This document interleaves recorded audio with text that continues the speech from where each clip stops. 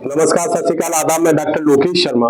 लगातार जो हमने पीछे वीडियो दिए आपको, वो लगातार हर प्रत्येक वीडियो में जो भी संवाद हुआ वो संवाद रहा केवल हम जीना हमें कैसे है, उस जीने के सापेक्ष हमको क्या क्या भोज्य पदार्थ इत्यादि ग्रहण करना है, जिससे बॉडी संतुलित आहार के सापेक्ष और बीमारियां इत्यादि से दूर रहे और हम लोग पूर्ण रूप से स्वस्थ रहे। तो इसके लिए हमारा पूरा क्रियाकलाप चल रहा था अब तक। तो हमारे दो पार्ट हम लोगों ने आपको बता चुके और दोनों पार्टों में मैंने पूरा आपको बताने का पूरा भिन्न भिन्न तरीके से भोज्य पदार्थ और वर्तमान दिनचर्या इसके विषय में मैंने आपको बताया था। और इसके बताने के सापेक्ष मैंने आपसे ये कहा था कि यदि हम भोज्य पदार्थ इत्यादि की व्यवस्था, भोजन खान पान की व्यवस्था हम लोग सुधार लें तो निश्चित रूप से मेरा मानना है कि हम किसी भी प्रकार से उन लोगों का मुंह देखने से वंचित रहेंगे कि जिन्हें किसी भी प्रकार से वर्तमान स्थिति में एक भयानक व्यक्तित्व कहना भी कोई गुरेज नहीं है जी। उनसे जिनसे वास्तविक रूप से हमें बचना चाहिए, तो उन लोगों का हमें द्वार दरवाजा देखने को ना मिलेगा।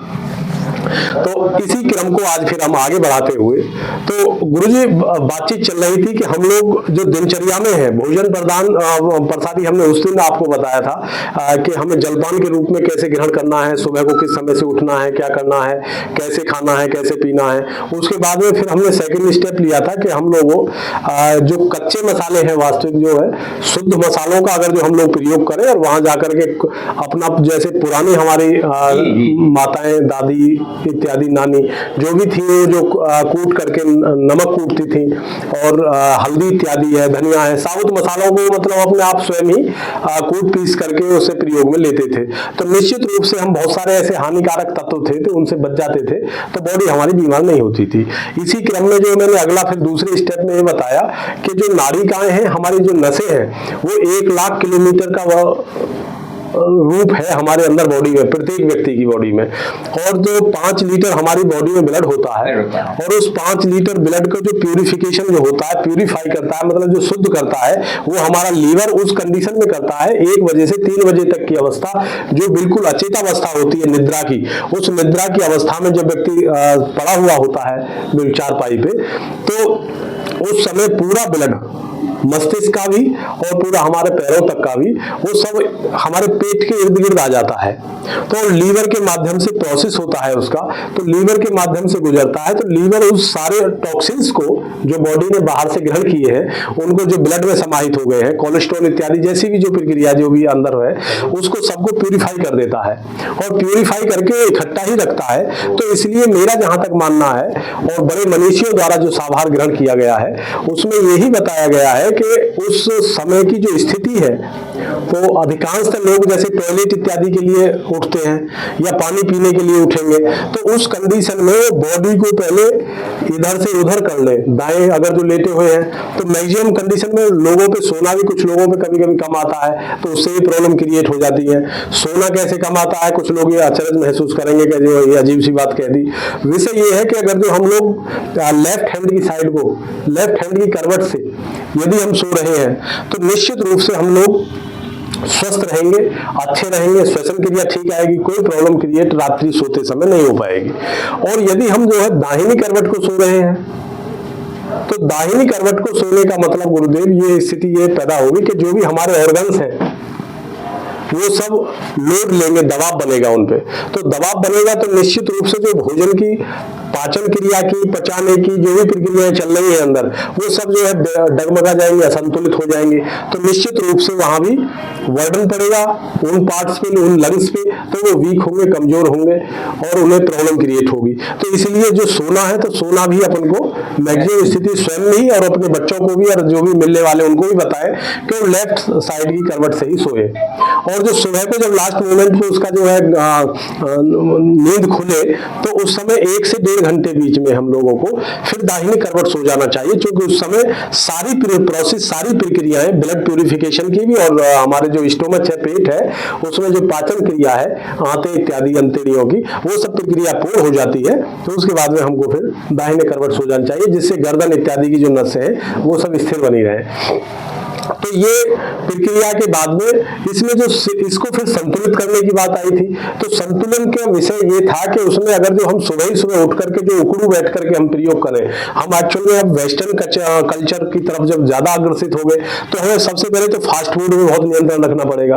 और इस फास्ट फूड के सापेक्ष हम लोग जो इंडियन टॉयलेट स्टाइल है उसमें बैठना ही बंद कर दिया। अभी पीछे जो शर्मा जी बता रहे थे, मैंने इनको बताया कि अगर जो हम इंडियन टॉयलेट स्टाइल में बैठ करके सुबह को 1 से 2 गिलास पानी हम गरम गरम पी लेते हैं, तो जो हमारी बड़ी आंत बोलते हैं जिसे, भोजन की जो नलिकाएं हैं उसमें जब पानी जाएगा तो बिल्कुल साफ होती चली जाएंगी और उसके ठीक 5 से 10 मिनट के अंतराल में मोशन की व्यवस्था इतनी अच्छी हो जाएगी कि आपको कोई प्रॉब्लम ही नहीं आएगी। आपने पक्षी देखे होंगे कि पक्षी को कोई जो है जब वो लैटिन करता है, मोशन करता है, तो वो कोई ना समय लेता ज्यादा, एक ही बार में खत्म कर लेता है। इसी क्रम में जो भी कुत्ता, बिल्ली, भैंस, जीव जंतु जो भी है वो भी सब जो है सीमित एक ही बार में कर देते हैं। लेकिन एक मनुष्य की स्थिति ऐसी हो पा रही है कि उसको पता लगेगा, उसको तो 1 घंटे हो गया, 1.5 घंटा हो गया।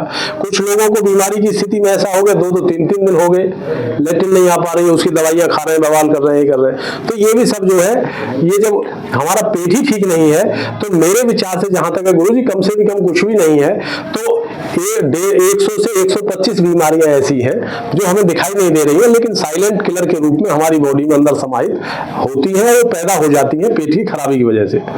तो हमें शुद्ध पेट करना है तो हमें इंडियन टॉयलेट स्टाइल में बैठ करके अपने उकड़ू बैठ जाओ। अगर जो इंग्लिश सीट भी लगा रखी है घर में तो इंग्लिश सीट तो हो ही नहीं चाहिए, लेकिन अगर जो लगवा भी रखी है तो पहले उकड़ू बैठ जाओ और उकड़ू बैठ करके 1 गिलास 2 गिलास पानी पियो। और एक कच्ची हल्दी आती है जिसको प्रोसेस के माध्यम से पका करके सुखाया नहीं गया है, तो डायरेक्ट जो खेत से आती है तो अदरक की टाइप स्टाइल में आएगी, तो उसे छोटा टुकड़ा उसका और एक छोटा टुकड़ा अदरक का और 2 काली मिर्च 3, और इसका हम अगर जो नित्य प्रति सेवन करते रहे तो निश्चित रूप से मानना है कि जीवन में कभी भी किसी भी व्यक्ति को जो कर्क रोग है, जिसको एलोपैथी में डॉक्टरों ने कैंसर का नाम दे रखा है भयानक दिमाग में डालने के लिए, तो वो कभी जीवन में भी उसको नहीं हो पाएगा। दूसरा, कुछ स्थिति में ऐसे है कि गुरुजी बात आती है कि यदि बीमार हो जाए तो आयुर्वेद का बहुत बड़ा मामला है, तो ऐसी कोई बात नहीं है। ठीक 10 मिनट के अंतराल में, 1 घंटे की प्रोसेस प्रक्रिया है, ठीक 10 मिनट के अंतराल में कितना ही तेज किसी प्रकार का ज्वर हो, बुखार हो, वो भी आयुर्वेद की पद्धति से बगैर दवाई खाए, खाली गर्म पानी पीने से अगर खत्म नहीं हो जाए तो कहने की बात है। तो उसमें करना क्या, यदि किसी को बुखार आ जाए तो बॉडी जो है खुद ही इतनी सियानी होती है कि वो बॉडी जब हमारे अंदर टॉक्सिन्स बढ़ जाते हैं तो इन टॉक्सिन्स को इकट्ठा कर लेती है एक साइड में, और बॉडी फिर उनको खत्म करने के लिए हीट होती है, गर्म होती है। तो जब बॉडी गर्म होगी तो हमें पता लगेगा, तो हमारे घर में जितने भी पारिवारिक लोग हैं वैसे हैं, वो सब कहेंगे बुखार बहुत तेज आ रहा है, तुरंत दवाई चलो, डॉक्टर के यहाँ चलो, ये चलो वो चलो। और जब वो एलोपैथी का हम प्रयोग कर लेते हैं तो एलोपैथी जो हम एंटीबायोटिक खा रहे हैं तो वो हमारे हार्ट पे और हमारी किडनी पे और लीवर वगैरह को इफेक्ट इतना करती है कि ब्लड का जो सर्कुलेशन है वो डिस्टर्ब हो जाएगा और जो शुगर का है वो सब बैलेंस बिगड़ जाएगा। तो ऐसी कंडीशन में वो जो लाभ मिलना था उसने बुखार को तो शांत कर दिया जो आया था, लेकिन उसको शांत करना हमारे हित में नहीं रहा, वो हमारे अहित में चला गया। कारण क्या था कि बॉडी जो हीट हुई वो टॉक्सिन्स को जलाने के लिए हुई थी, लेकिन उसे जब आपने खुद दवाई लेकर के ठंडा कर लिया तो टॉक्सिन सारे इकट्ठे होकर के या तो गांठ बनाएंगे बॉडी में अंदर, या वहां हमारे अंदर बॉडी में और दूसरा इफेक्ट डालेंगे, ब्लड को गंदा करेंगे और व्यवस्था खराब करेंगे। तो अब इसको हम करें क्या फिर इसका, तो इसका साथ साथ इलाज और बता दें कि बड़ा बर्तन ऐसा लेना है कि जो हमारे घुटने तक पैर डूब जाए, उसमें पेड़लियां पूरी आ जाएं। तो जिस समय बुखार बहुत तेज आ रहा हो किसी को भी तो दवाई मत लो बिल्कुल भी, जहां तक मेरा मानना है। और दवाई अगर जो लेने की जरूरत पड़े तो पहले इस प्रयोग को कर लें और उसके बाद यदि लगता है तो दवाई खा लें, क्योंकि बॉडी दवाई के उस अनुकूल बना लिया है। तो उस बर्तन में पानी में जिसमें पैर डूब जाए, गर्म पानी लीजिए जो 45 से 50 डिग्री सेल्सियस तापमान पे हो, और उसमें पानी को डुबो लीजिए, पैर को डुबो लीजिए, और पैर को डुबोने के बाद में उसको टेम्परेचर को लगातार घड़ी में देख लीजिए, 45 से 50 मिनट तक बना के रखना है, 45 से 50 डिग्री सेल्सियस ही। बराबर में गर्म पानी में से कम ज्यादा करते रहिए, उसमें से निकाल लो ठंडा, गर्म कर दो उसमें। तो इसी प्रकार पद्धति को देखते हैं। और गर्म पानी का एक गिलास लीजिए और उसे भी गर्म पानी पीते रहिए, तो 1 से 1.5 डिग्री सेल्सियस का तापमान हमारी बॉडी का बढ़ जाएगा। और बढ़ने के बाद उसके ठीक 10 मिनट बाद में पूरी बॉडी बिल्कुल शांत हो जाएगी, कोई अंदर जो टॉक्सिन्स है वो सब समाप्त हो जाएंगे, और बुखार मेरे विचार से 90% बुखार उसी समय खत्म हो जाएगा, दोबारा नहीं आएगा। यदि दोबारा बुखार आ जाए तो उसी प्रक्रिया को दोबारा भी दोहराया जा सकता है, कोई दवाई लेने की जरूरत नहीं पड़ेगी। तो दवाई नहीं लेंगे तो साफ, स्वस्थ और सुंदर भी बने रहेंगे। इसी प्रक्रिया के आधार पर गुरुजी एक और आपको बताया जाए कि जो ये उकड़ू बैठना है, ये सबसे महत्वपूर्ण है इनमें। हाँ, हम बैठ जाए आदमी इंडे टॉयलेट उसकी स्थिति में, और सुबह ही सुबह जो गर्म पानी ले, तो बात आती है कि कुछ जो नई जनरेशन है वो पसंद नहीं करेगी टुकड़ा खाएं अदरक का या हल्दी का, कैसे खाएं साहब, बड़ा दिक्कतबाजी है, ये है वो है। तो उस कंडीशन में क्या है कि वो लोग छोटी छोटी हल्दी का टुकड़ा, अदरक का टुकड़ा, काली मिर्च और 2 लौंग, उसे पानी में डाल के उबाल करके भी, जब पानी आधा रह जाए तो उसे भी निचोड़ करके उसे पिया जा सकता है, उसी पानी के साथ में जो उकड़ू बैठ करके पी रहे हैं। अब विषय आता है कि अगर जो गंभीर बीमारी हमको घेर लेती है, जैसे कर्क रोग है, ये अगर जो हमको घेर लिया है, तो इस घेरी हुई बीमारी के सापेक्ष हम कैसा ऐसा इलाज कराएं कि जिससे इन डॉक्टर्स का भी, जो एलोपैथी के डॉक्टर्स हैं, इनका भी मुंह देखना ना मिले और बर्बादी भी बच जाए और हमारा इलाज भी हो जाए। तो गुरु जी, जैसे हम वकालत का पेशा करते हैं, हमारे यहाँ यदि कोई व्यक्ति आता है, तो जहां तक हमारा मानना है, हमारा ये मानना है कि यदि दुश्मन को, सामने वाले को हराना है लड़ाई में, तो उसका सामने वाले व्यक्ति का सोर्स ऑफ इनकम पे चोट कर दो। जब सोर्स ऑफ इनकम टूटेगा तो निश्चित रूप से वो जो है सरेंडर करेगा और सॉल्यूशन समझौते की तरफ भी बढ़ सकता है, और हमारी जो समस्या का निवारण है वो भी हो जाएगा। तो सोर्स ऑफ इनकम तोड़ दिया तो लड़ाई में जीत हो गई, और इधर उसका जो सोर्स है ताकत का, सोर्स ऑफ पावर है, जहां से वो पावर क्रिएट कर रहा है कैंसर, कर्क रोग, उसे हम तोड़ दें। उसे कैसे तोड़ेंगे? हमें सबसे पहले भोजन बंद करना पड़ेगा। बीमारी कोई भी हो जाए, कभी भी कुत्ते को, बिल्ली को यदि उससे भी बदतर स्थिति हो तो वो व्यक्ति खाना पसंद करे आज के बाद, अगर जो सुन रहे हैं। और यदि बीमारी कोई हो जाए तो सबसे पहले तुरंत भोजन को रोक दीजिए, खाना मत खाइए आप लोग। सबसे घातक है ये खाना। लोगों की सोच है कि अगर जो खाना नहीं खाएंगे कमजोर पड़ जाएंगे। कमजोर नहीं पड़ सकते। जो उन लोगों से पूछिए जो लगातार व्रत रखते हैं नवरात्रियों के, लेकिन उनका वो भी स्वस्थ बने रहते हैं, कलर भी अच्छा होता है, फेसिंग बढ़िया, सब ठीक रहता है, उनका पेट भी अच्छा रहता है, लेकिन वो जो है कमजोर नहीं होंगे अंदर से। तो उसमें हमको खाना तुरंत छोड़ना पड़ेगा। और अगर जो कर्क रोग ऐसे गंभीर बीमारी हो जाए तो उस कंडीशन में गुरुजी सबसे पहले हमको जो उसका सोर्स है, जैसे सोर्स में सबसे बड़ा है नमक, तो जो नमक है ये जो हम खा रहे हैं, आयोडीन युक्त नमक जो प्रयोग कर रहे हैं, ये हमारे हिंदुस्तान का नहीं है, ये बाहर का है।